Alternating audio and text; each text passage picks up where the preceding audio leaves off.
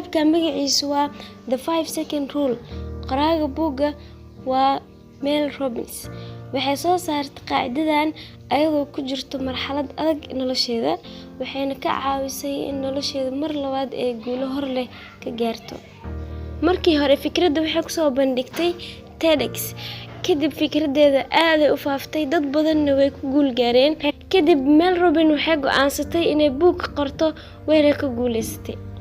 laba mid ah ku soo qaadanayna xalqadeena caawa. kow, hawlqabadka iyo rabitaanka xiriirka ka dhaxeeya iyo sida isku saameynayaan. labo, The 5-Second Rule.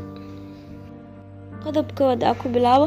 waxaa nagu dhacmo mar badan hawlo aan rabno inaan sameyno oo qabano oo ognahay in maslaxadeena ay ku jirto oo waajibaadkeena ay ku jiraan, haddana wax rabitaan ah inaanan u haynin. sababta waxay noqon kartaa in qofka xanaaqsan yahay, ciil haayo, caajis haayo, sii wad adi dhammaan noocyada fikradaha negative-ka ah.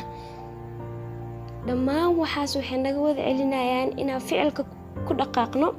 marka qofku wuxuu dhahaa waa ogahay in maslaxadeeda ku jirto, laakiin ma rabi inaan sameeyo ama maba iga heeso. fikradda ah inaan isku xirno ficilka samayntiisa iyo xaaladda dareenka qofka ama mashaacirtiisa waa qalad nolosheena khatar ku ah. haddaad rabtid guulahaaga inaad gaarto, hadafkaaga xaqiijiso, waxay kaa rabtaa inaad u sabartid. dareenka ciriiriga ah, caajiska, xanaaqa iyo wixii la mid ah mar walba way kula nool yihiin. waa wax Ilaahay kugu beeray. haddaad isku dhiibtid oo ay kaa adkaadaan, wax aqabanaysid malaha.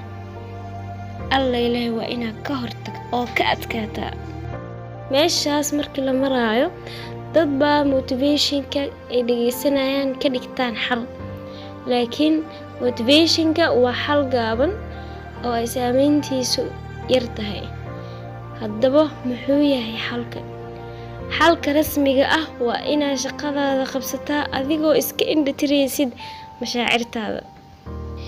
inaa hawada nafta ay jeceshahay khilaaftid. hadda ka hor waxaa dhacay in Cumar bin Cabdilcasiis uu u soo diray dhambaal Xasan al-Basri. dhambaalkiisu wuxuu ku soo qoray, risaaladeeda hadday ku soo gaarto ii soo qarwaano soona gaabi. Xasan al-Basri wuxuu ugu qoray, amaa bacdu icsi hawaaka wasalaam, uuna kala jeedo intaas kadib hawadaada ku caasi noqo, naftaada waxay jeceshahay ku caasi noqo. akhriyaha caqliga badan oo ogow, mashaacirtu waxay raacdaa ficilka, cagsina uma shaqeyso. ha sugin inaad xaalad fiican gasho saa wax u qabsato.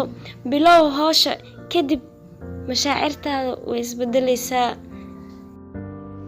qodobka labaad, The 5-Second Rule.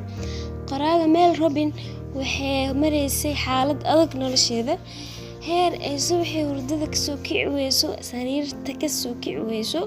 kadib maalin ay TV-ga waxay ka aragtay muuqaal saaruukh ama dayax gacmeed oo duuli rabo.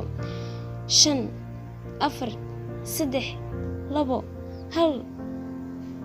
kadib waxay dhahday subaxii saacadda markay soo dhawaaqdo waa inaad sidaa saaruuqa camal inaad u tirsado 5, 4, 3, 2, 1.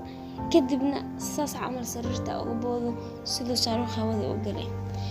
maalinkii xigtay sidii ay samaysay, wayna ka kacday sariirta.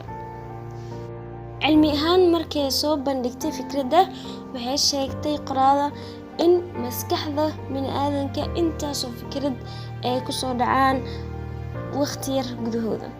marka haddaad isticmaashid fikradda The 5-Second Rule, waxaad jebinaysaa fikradaha kale ee ka daba imaan lahaa fikradaada asaasiga ah, kadibna jihada kaa qasi lahaa. marka mar walbo maskaxdaada aasiisid jaanis, mar walbo cudurdaaryo iyo hawlo kale ay ku geliso oo kaa qasayo, kaa jeedinayo hawshaada markii aragti inaad qabsatid. habkan fudud wax badan inuu kaa xaliyo rajeynaa. haddaad ku faa'iidiin ila soo wadaaga, commentiga kusoo qora. insha Allah guul wacan idin rajeynaa.